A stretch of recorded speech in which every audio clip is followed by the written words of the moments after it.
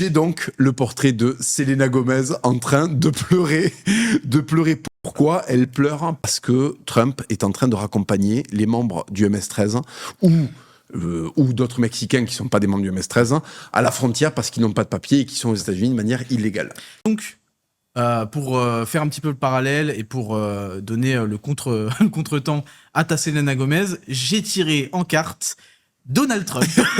Particulièrement déter cette Particulièrement photo. déter puisque c'est la photo où ils ont essayé de le mettre en prison. Parce que tu sais qu'ils ont essayé beaucoup de le mettre en prison. Ouais, tout à fait. Et donc, je pense qu'on peut faire un petit peu...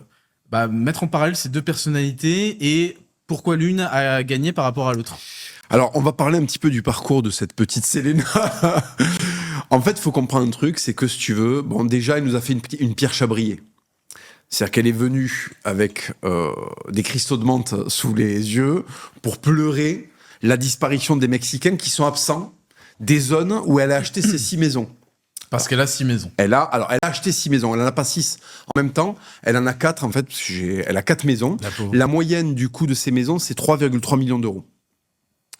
Et de dollars, pardon, 3,3 millions de dollars. Et c'est la moyenne de ses achats. Et donc, actuellement, elle a 4 maisons.